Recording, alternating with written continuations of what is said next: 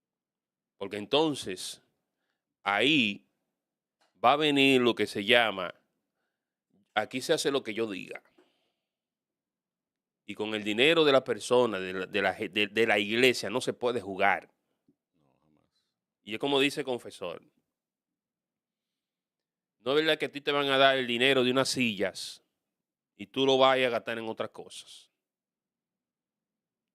No es verdad que tú vas a tener una cuenta de banco a nombre tuyo y ahí se está metiendo el dinero de la iglesia y tú eres que está a nombre tuyo. Peligroso eso, muy peligroso. Porque tú eres el pastor de la iglesia. Eso no puede ser así. Entonces, lamentablemente estamos viviendo en un tiempo, y hay que decirlo, donde la avaricia se está llevando a muchos pastores, a muchos. Y no malinterprete lo que se llama avaricia eh, con que se le dé el diezmo al pastor. Es que el pastor tiene que tener una junta financiera o un tesorero o una junta local donde debe de sentarse, como dice el hermano, a ver qué se va a comprar con el dinero, a tener la factura, a firmar. Un talonario con el sello Y de no la tomar iglesia, decisiones todo eso. arbitrariamente. Así es. Que es lo que siempre, no siempre, casi siempre se hace en muchas iglesias. Y eso da mucha pena y vergüenza. Cuando nosotros vemos ese desorden en la parte financiera de muchas iglesias. ¿Y por qué? Ah, bueno, porque el pastor lo dijo. Que no se va a hacer, que no se va a hacer eso. Y yo he conocido casos que se le da un dinero para una cosa y se cubre ya con eso. Vamos a decir, si se va a comprar un vaso y viene fulanito de tal, el hermano fulanito, oye esto, Agustín, viene el hermano fulanito y da por atrás, cuando se acaba el culto, se acerca al líder y le dice, ah, mire, quítalo del vaso. Pero el líder sigue pidiendo por el vaso. Le sigue pidiendo a la iglesia. Y no le dice a la iglesia. Ya se compró todo del vaso. Vino alguien y dio lo del vaso. ¿Tú me entiendes cuál es el problema? Exactamente. Y esas son las cosas que pasan en las iglesias. Entonces, por eso es que, aunque muchos no quieran, se retraen de dar. Sí, exactamente. ¿Entiendes? Y es por lo que uno ve. ¿Entiendes? Hay otros que seguimos dando porque sabemos que tenemos que dar que damos para Dios y que somos más, vamos a decir, más maduros en la iglesia. Así es. Pero es como tú dices. Amén. Mira, ahí hay dos elementos. Primero, si tú te fijas, la Biblia nos califica a nosotros de justos. ¿Mm? La persona justa es precisamente la persona que practica la justicia. Pero no nos confundamos, porque a veces uno piensa que la justicia es regalar un pan, regalar allí. La justicia es darle a cada quien lo que se merece. Y precisamente el justo es aquella persona que se somete a las leyes. Y si nosotros miramos la ley 122-05, precisamente es una ley, José Luis, que viene a salvaguardar la imagen del Evangelio. Porque si nosotros nos organizamos, nos estatuimos, entonces cuando a ti te cuestionen, tú dices, bueno, vamos a revisar los libros. Mira, esto está en orden. Mira, esto está aquí. Yo pago los impuestos. Yo voy aquí, voy acá. Revise. Y tú puedes entonces ser transparente y al final ser elogiado por la comunidad por tu manejo. Y aprovecho en esta ocasión para yo saludar y celebrar a los que son nuestros hermanos de la Asamblea Apostólica. Cuando yo estaba estudiando allá en el Instituto Bíblico, ellos tienen una materia que se llama la Iglesia y la Administración. Mira, en ese libro yo aprendí, José Luis, que el dinero, la Biblia te habla de dinero o de los conceptos que tienen que ver con relación al dinero, más que el concepto de fe.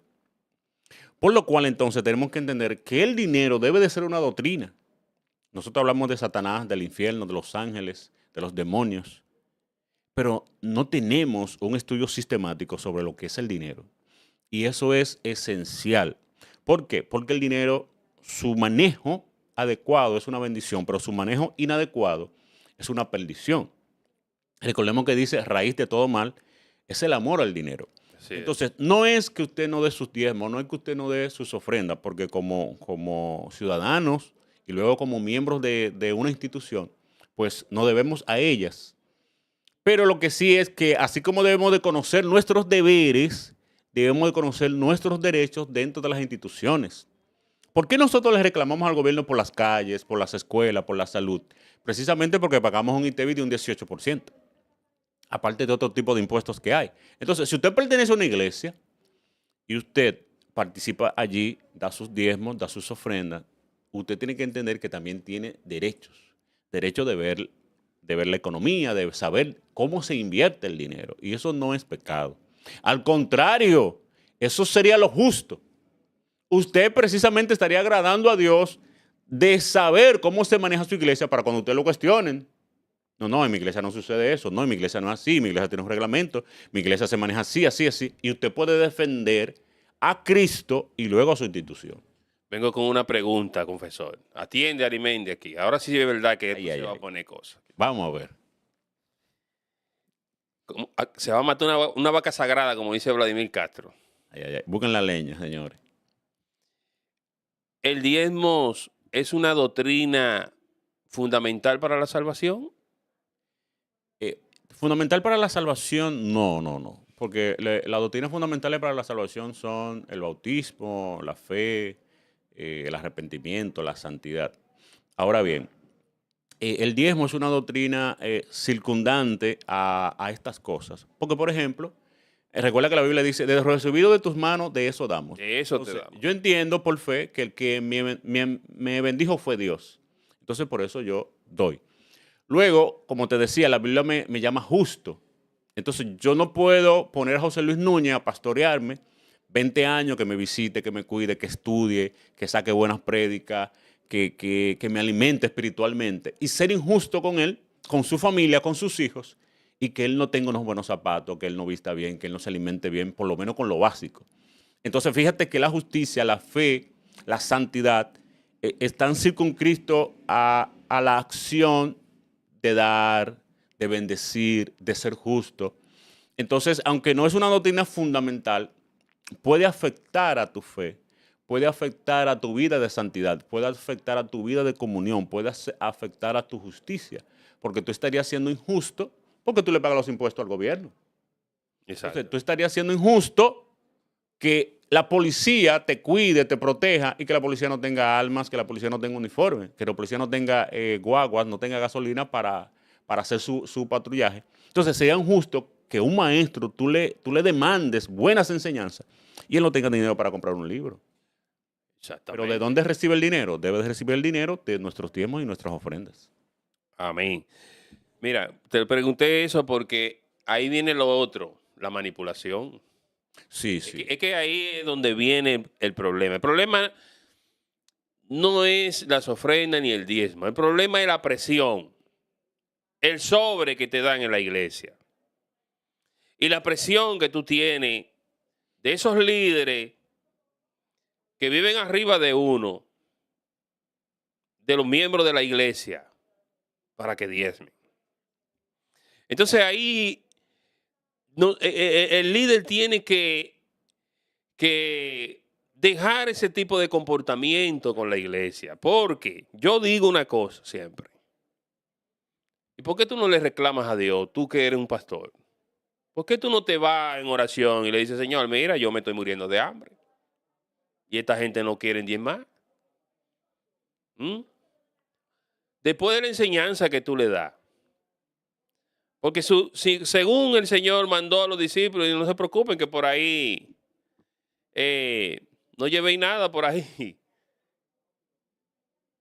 Entonces, si el Señor es que nos va a proveer, ¿por qué tengo yo que manipular con palabras con frases, con distorsión de la palabra de Dios a veces. Sí, sí, así es. Y por eso usted ve a ese evangelio que le llaman el evangelio de la prosperidad. Pero eso es esa prosperidad, no siempre, pero la gran mayoría de veces, es con mucha manipulación.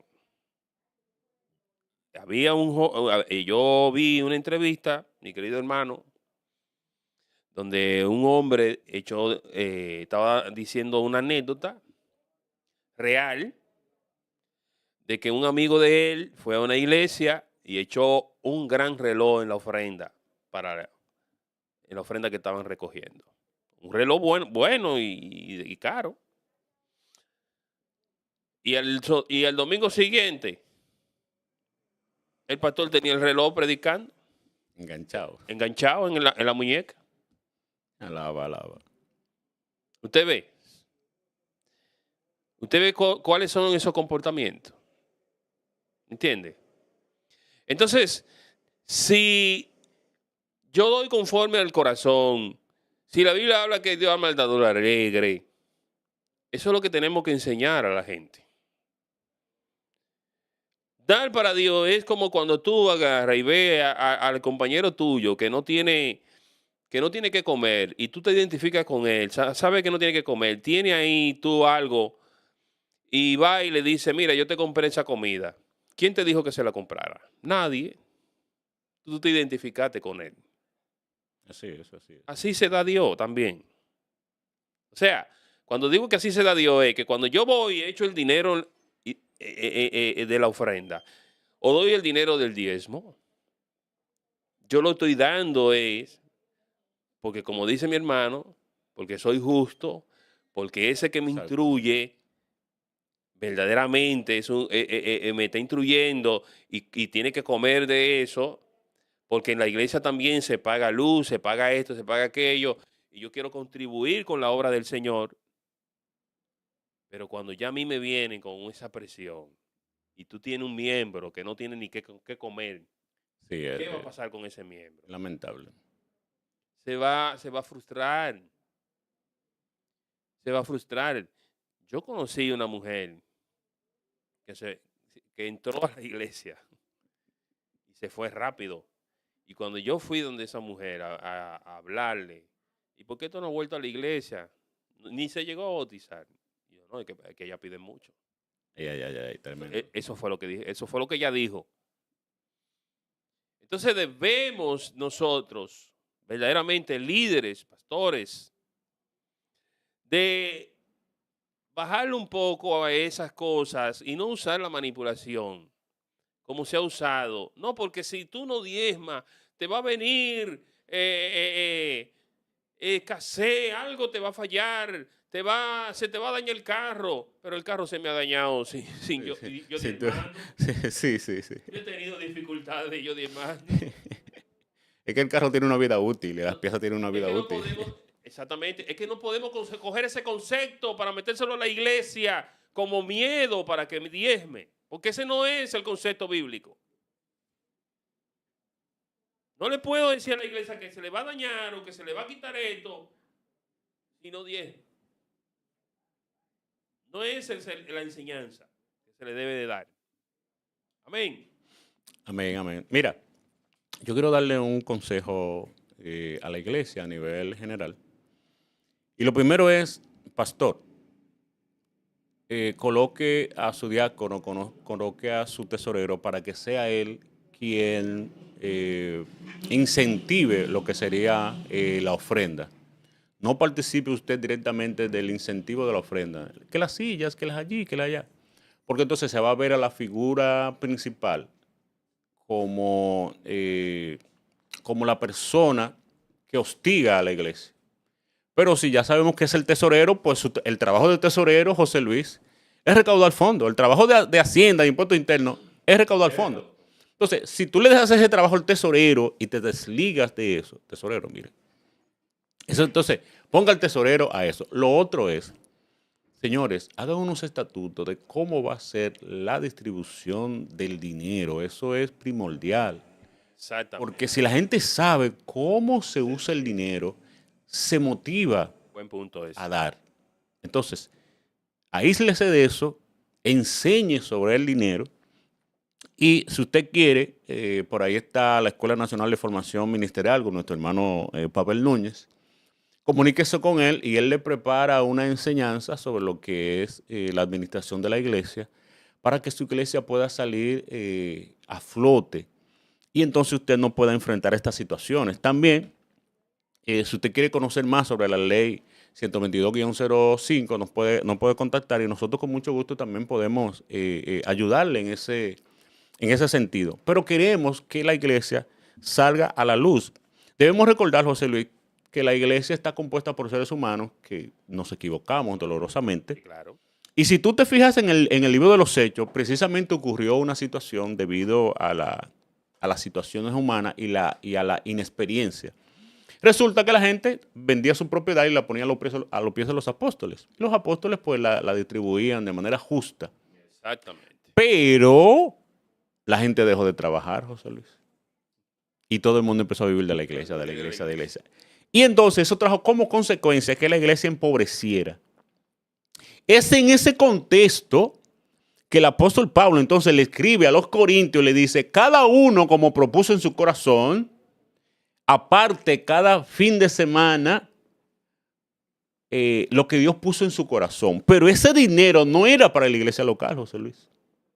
Ese dinero era para llevarlo a Jerusalén. Entonces, usted que dice que está en contra de los diezmos y utiliza esa enseñanza para predicar en contra del diezmo, esa enseñanza no es para eso. Es para subsanar la situación económica de la iglesia de Jerusalén. Entonces, Corintios no sirve para lo que es la administración local de la iglesia. Los diezmos cumplen su función, señores, y los diezmos fueron instituidos por Dios. Y no solamente lo instituyó Dios, todas las naciones antiguas tenían lo que eran los sistemas de impuestos, ya sea diezmo, quíntuple, en este caso nosotros tenemos el 18%. Entonces, los diezmos deben de ser utilizados de manera adecuada. No deje de diezmar porque fulano está haciendo una mala administración. Ahora, lo que sí yo digo es que se empodere, sepa de cómo se debe administrar una iglesia, empiece a reclamar, empiece a protestar. Porque, por ejemplo, con el perdón de la policía ha estado cometiendo algunas pifias, la comunidad dominicana se ha levantado y ellos han mermado. Se ha hablado de una reforma, protestamos en contra del Código Penal y el presidente dijo, bueno, vamos a estudiar. Entonces, si el pueblo habla, los líderes se escuchan, pero si usted no habla, el líder no lo va a escuchar. Entonces, levante su voz con respeto, con altura. Claro que sí. Edúquese para que sepa qué es lo que va a reclamar y haga propuestas. Porque muchas veces no volvemos a reclamar. Pero traigamos propuestas. Mira, vamos a hacer un reglamento, vamos a hacerlo así, vamos a hacer allá. Porque al final la iglesia es nuestra y en la iglesia es donde vamos a encontrar la salvación de nuestra alma. Oye, chequea este punto que voy a decir. Miren, señores. Vamos a ver. Nosotros,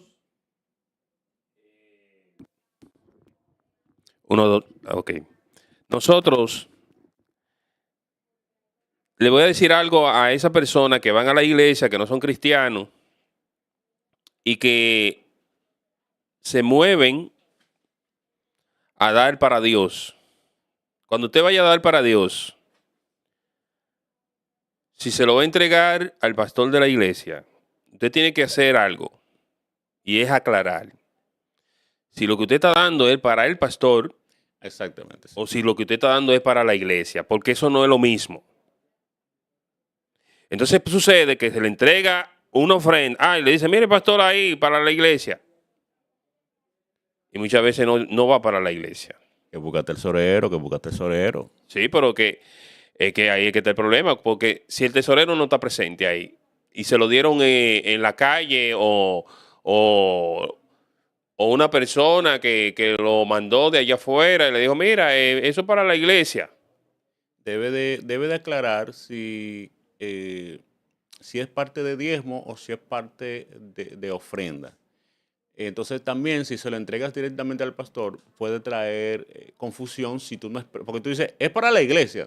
Entonces, bueno, yo soy parte de la iglesia. Entonces, eso que tú dices es muy importante aclarar para cuál es la finalidad de lo que tú estás dando. Si tú estás diezmando o si estás ofrendando para la administración de la iglesia. Eso es muy, muy bueno aclararlo. Y por otra parte, yo digo, el pastor debe de tener un sueldo. Yo digo. Y no que cuando entren todos esos diezmos lo coja él para él solo. O sea, lo tome él para él solo. Porque debe de haber un límite. Por ejemplo, tú tienes una iglesia de 300 miembros.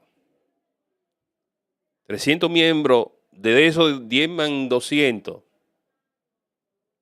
Tú tienes que tener un sueldo. Yo estoy de acuerdo con eso. Y el otro reto de diezmo que se invierte, que se tome para que se haga otras cosas en la iglesia y con los mismos hermanos. Yo no sé Lo que pasa, ¿qué tú me dices ahí, confesor? precisamente te he repetido la palabra reglamento como en varias ocasiones, y es que eso debe de estar estatuido en lo que son los reglamentos. Porque, por ejemplo, tú tienes a un diácono, tú tienes a un músico, tú tienes a un maestro, tú tienes a un evangelista, que son personas que participan de las actividades de la iglesia, que sirven a la iglesia. Entonces, tú participas a los evangelistas de ese diezmo, tú participas a los músicos de ese diezmo, tú participas a los maestros de ese diezmo, tú participas a los maestros de escuela dominical de esos diezmos. Entonces, por eso en los estatutos se debe de establecer, mira, de cada 100 pesos que entren aquí, 10 por concepto de diezmo, 30 son para el pastor, 15 son para el evangelista. Exactamente, eso es lo que yo digo. 20% es para esto, el otro 20% es para obra obra social. Entonces, debe de estar plasmado para que cuando el tesorero reciba, él diga, bueno, recibí 1,000 pesos. 300 son para acá, 20 para acá, 20 para allá. Pero si eso no está estatuido, José Luis, es muy difícil porque hoy tú como diácono lo haces de una manera, fulano lo hace de otra manera, fulano lo hace de otra manera. Entonces, como no hay un libro a seguir, cada quien lo hace a su manera. Entonces, ahí es que está el problema. Ok, dame unos minutos para más hacerle una pregunta para irnos, para que me la conteste. ¿Quién debe de diezmar en la iglesia y quién no? Supongamos que hay una mujer o un hombre que se entregó a Cristo.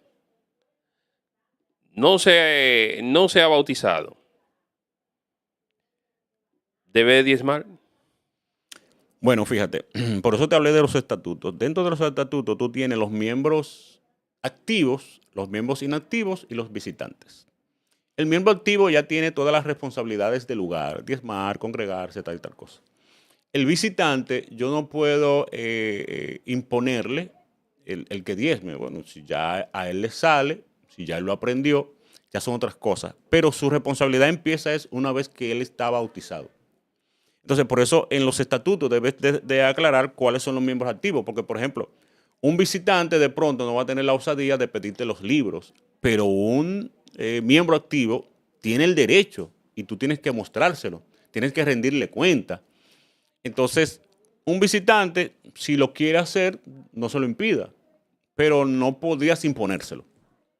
Ok, bueno. No, imponérselo no, pero sí. Vamos a decir... Hostigarlo. Si él quiere, sí, pero vamos a decir... No, porque ya tú estás en la iglesia, ya tú te arrepentiste. No estás bautizado, pero te arrepentiste. Ya tú estás yendo a la iglesia. No, es que él no es miembro activo de la iglesia. Ah, muy bien. No. Bueno, hasta aquí nuestro espacio de Círculo Cristiano. Dios le bendiga más. Aquí llegamos hasta el final con Confesor Mieses y José Luis Núñez. Hasta una próxima entrega. Dios les bendiga. Bendiciones, bendiciones.